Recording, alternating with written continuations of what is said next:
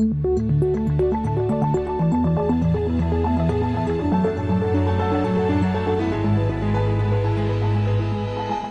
This Morning.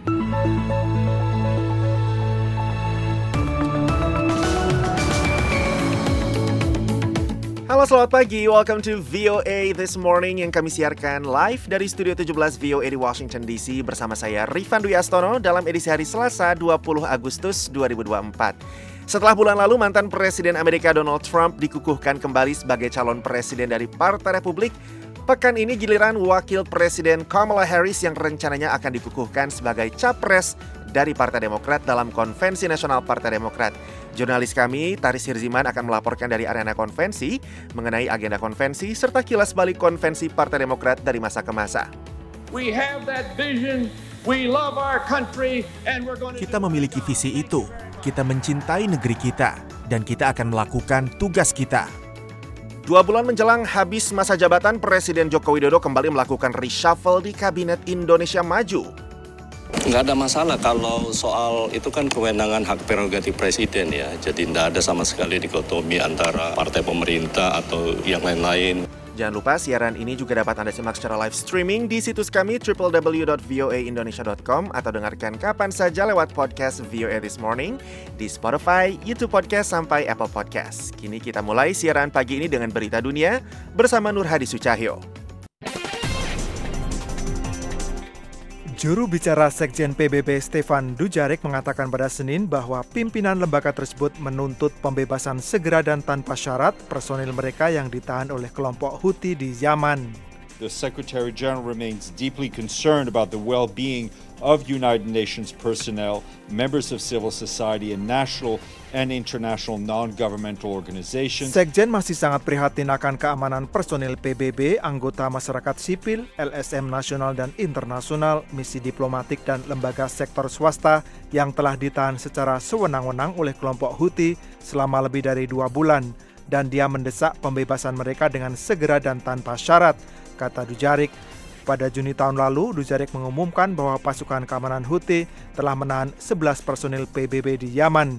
Pada saat itu, dia mengatakan 2 perempuan dan 9 laki-laki bekerja untuk 5 badan PBB yang berbeda dan juga untuk utusan PBB di Yaman. Utusan Amerika Serikat untuk Sudan mengatakan pada Senin bahwa pembicaraan damai sedang berlangsung di Swiss beberapa hari setelah pengumuman pembukaan kembali pintu perbatasan Adre antara Sudan dan Chad. Dewan Kedaulatan Sudan mengatakan akhir pekan lalu bahwa mereka akan mengizinkan penggunaan pintu perbatasan Adre dengan Chad selama 3 bulan. Kebijakan ini telah lama dinantikan oleh badan-badan bantuan yang berupaya mengirimkan bantuan ke area-area di wilayah Darfur yang terancam kelaparan. Pemantau global mengatakan lebih dari 6 juta orang menghadapi kerawanan pangan di seluruh Darfur yang mayoritas dikuasai oleh pasukan dukungan cepat atau RSF yang menjadi musuh pihak militer dalam perang selama 16 bulan dan bahwa kelaparan telah terjadi di kamp Zamzam di Darfur Utara. First of all, I think the most important thing is that this model is working. We are actively moving forward in conversation with the Army and with the Rapid Support Forces every day, in fact every hour, both as a team and as individuals. Menurut saya, hal yang penting adalah model semacam ini telah berhasil. Kami secara aktif bergerak maju dalam pembicaraan dengan pihak militer dan dengan RSF setiap hari, bahkan faktanya setiap jam, baik sebagai sebuah tim maupun sebagai masing-masing delegasi, kata utusan Amerika Serikat untuk Sudan, Tom Perriello dalam sebuah konferensi pers pada Senin.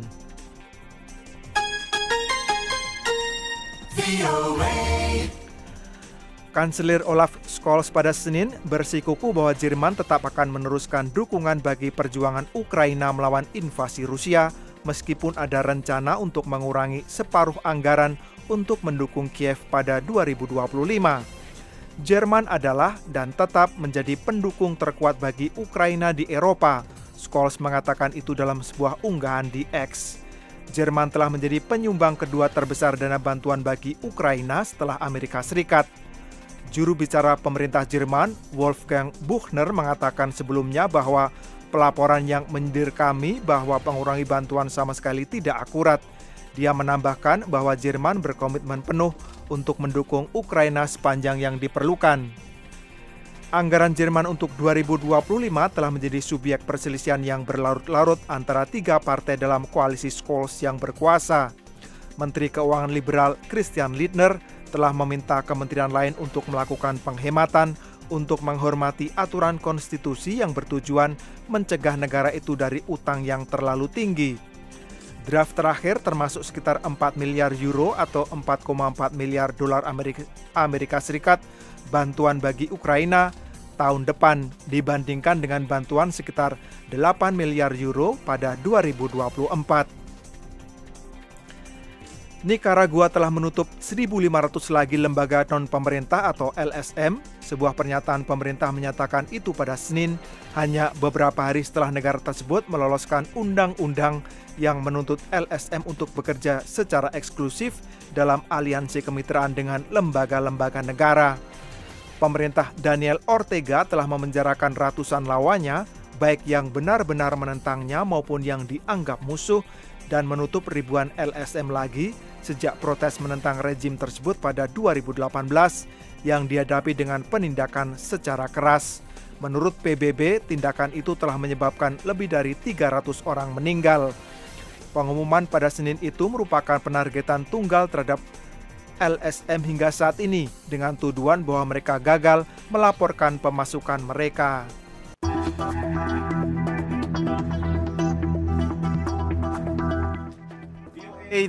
VOA This Morning, Konvensi Nasional Partai Demokrat atau Democratic National Convention DNC Amerika Serikat 2024 resmi dimulai. Dengan kehadiran tokoh-tokoh utama partai tersebut, konvensi itu diharapkan menjadi momentum untuk menarik suara pemilih jelang pemilu November mendatang. Berikut laporan reporter kami, Taris Hirziman, dari lokasi konvensi di Chicago, Illinois. Konvensi Nasional Partai Demokrat secara resmi akan mulai berlangsung Senin malam dan akan berakhir Kamis mendatang.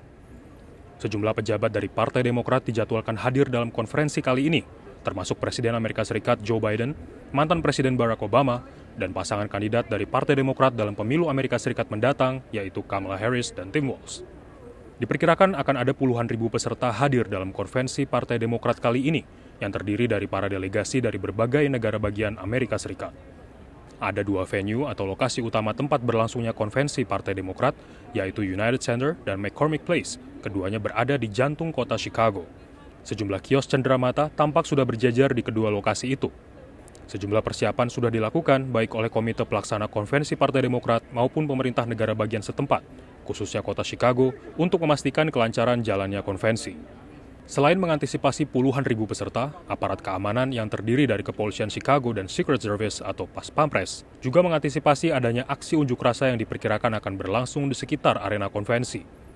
Hal ini penting mengingat Chicago memiliki sejarah panjang sebagai lokasi protes dan unjuk rasa selama acara-acara politik besar. Berdasarkan pantauan tim VOA di lapangan, sejumlah pos pemeriksaan sudah dipersiapkan di sekitar area konvensi. Personil kepolisian dan Secret Service terpantau berjaga di sekitar arena konvensi dan melakukan patroli. Tidak hanya itu, pengalihan arus lalu lintas juga diterapkan di sejumlah ruas jalan utama di kota Chicago. Pada hari pembukaan konvensi, menurut informasi yang diterima VOA dari Gedung Putih, Presiden Amerika Serikat Joe Biden dijadwalkan akan memberikan pidato pembukaan pada sekitar pukul 10 malam waktu setempat. Pidato ini diperkirakan berfokus pada pencapaian pemerintahannya selama 4 tahun terakhir dan rencananya untuk masa depan. Sementara itu, kandidat Presiden Partai Demokrat yang akan ikut dalam kontestasi Pilpres tahun ini, Kamala Harris, dijadwalkan memberikan pidatonya pada hari terakhir konvensi. Pidato tersebut nantinya diperkirakan menjadi momen yang penting untuk menegaskan perannya dalam pemerintahan Biden dan visinya untuk masa depan Amerika. Konvensi Nasional Partai Demokrat adalah konvensi politik Amerika Serikat terakhir sebelum pemilu pada 5 November mendatang. Sebelumnya, Partai Republik telah melaksanakan konvensi nasional mereka pada pertengahan Juli. Pada konvensi tersebut, calon presiden yang diusung oleh Partai Republik, Donald Trump, mengumumkan calon wakil presiden yang akan mendampinginya, yaitu seorang senator asal Ohio, J.D. Vance, serta menyerukan persatuan pendukung Partai Republik dalam Pilpres tahun ini. Dari Chicago, Illinois, Taris Hirziman dan tim VOA.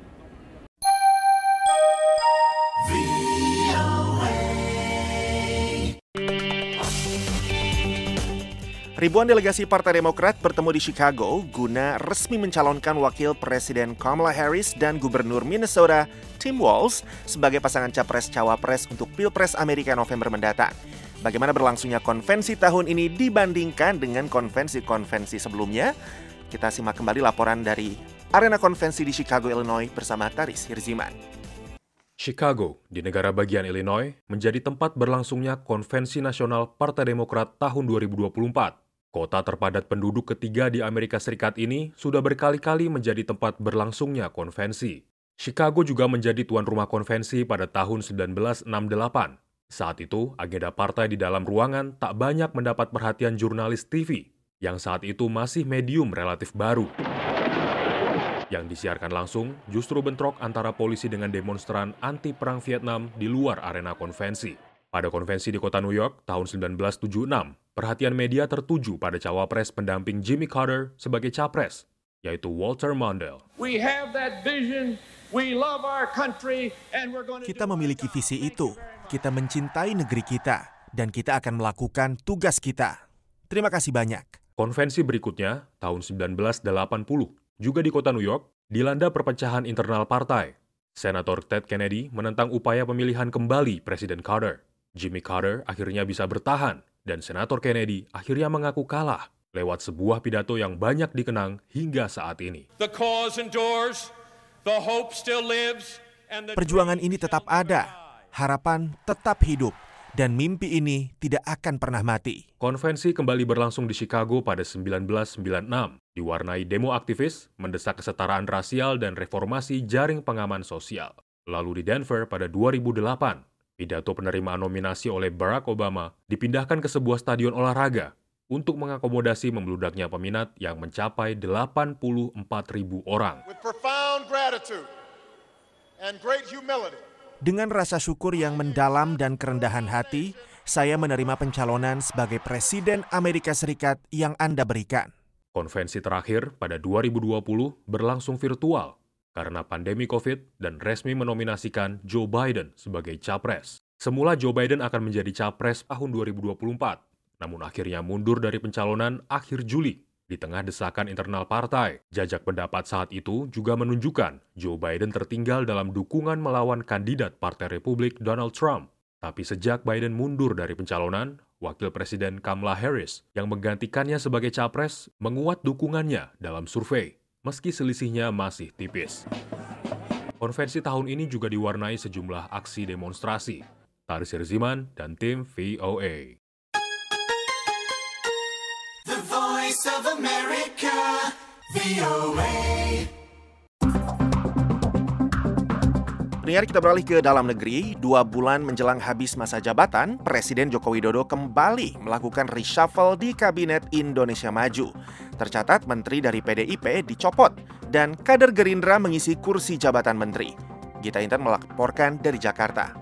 Senin 19 Agustus di Istana Negara Jakarta, Presiden Jokowi melakukan perombakan kabinet dengan melantik beberapa menteri dan kepala lembaga. Ketiga menteri yang dilantik yaitu Supratman Andi Adgas sebagai Menkumham, Rosan Prakasa Roslani sebagai Menteri Investasi sekaligus Kepala BKPM, dan Bahlil Lahadalia sebagai Menteri ESDM. Selain itu, Presiden Jokowi juga melantik Angga Raka Prabowo sebagai Wakil Menteri Komunikasi dan Informatika. Ia juga melantik Dadan Hindayana sebagai Kepala Badan Gizi Nasional, Taruna Ikrar sebagai Kepala BPOM, dan Hasan Nasbi sebagai Kepala Kantor Komunikasi Kepresidenan. Usai dilantik, Menteri ESDM yang baru Bahlil Lahadalia mengungkapkan dirinya akan fokus menyusun strategi untuk percepatan dalam mengoptimalkan potensi dan produksi sumber daya alam Indonesia. Hal ini katanya dilakukan dalam rangka meningkatkan pendapatan negara dan menciptakan lapangan kerja. Dengan sisa waktu yang hanya tinggal 2 bulan, ia mengaku akan berkomunikasi dengan Menteri ESDM sebelumnya Arifin Tasrif terkait target apa saja yang belum tercapai selama masa kepemimpinannya. Ia yakin akan bisa bekerja dengan maksimal walaupun waktunya terbatas. Saya akan tanyakan apa-apa yang menjadi PR yang harus saya selesaikan. Jadi bukan berarti ada pejabat baru masuk kemudian merombak kebijakan, nggak boleh. Yang sudah bagus kita lanjutkan. Itu kan memang pemerintah harus begitu. Yang belum bagus ya kita sempurnakan bareng-bareng ya. Menkumham sekaligus kader Partai Gerindra Supratman Andi Adgas mengungkapkan fokus yang akan dijalankan dalam sisa waktu 2 bulan ini adalah melakukan reformasi di bidang hukum terutama yang berkaitan dengan banyaknya tumpang tindih aturan antara satu undang-undang dengan undang-undang lainnya. Terkait anggapan adanya muatan politik dalam pengangkatannya sebagai Menteri, Supratman mengatakan bahwa perombakan kabinet merupakan hak prerogatif seorang presiden. Nggak ada masalah kalau soal itu kan kewenangan hak prerogatif presiden ya. Jadi nggak ada sama sekali dikotomi antara partai pemerintah atau yang lain-lain. Yang jelas presiden memberi kepercayaan, tugas saya untuk melaksanakan tugas itu. Pengamat politik Ujang Komarudin mengungkapkan terlepas reshuffle kabinet adalah hak prerogatif seorang presiden, namun sudah bisa dipastikan bahwa langkah ini syarat dengan muatan politis. Menjawab pertanyaan, apakah menteri dan kepala lembaga tersebut dapat bekerja efektif dalam waktu sisa 2 bulan? Ujang menjawab kinerjanya dipastikan tidak akan bisa cukup efektif. Namun hal tersebut dilakukan sekali lagi untuk proses transisi dan akomodasi politik antara Jokowi dan Prabowo. Mengenai perlu tidaknya kader Gerindra masuk dalam pemerintahan saat ini, menurutnya hal tersebut bisa saja dilakukan karena kemungkinan ada sebuah kesepakatan politik yang harus diakomodasi di antara Jokowi dan Prabowo. Mungkin ada kompromi-kompromi antara Pak Jokowi dengan Pak Prabowo terkait dengan kabinet saat ini gitu. Ya mungkin agar magang dulu gitu ya. Kalau Gerindra itu di pemerintahan, atau juga ya ingin mengetes Prabowo kepada Jokowi seberapa besar. Misalkan ya Jokowi mengakomodasi kepentingan Pak Prabowo. Dari Jakarta, Gita Intan melaporkan untuk VOA Washington.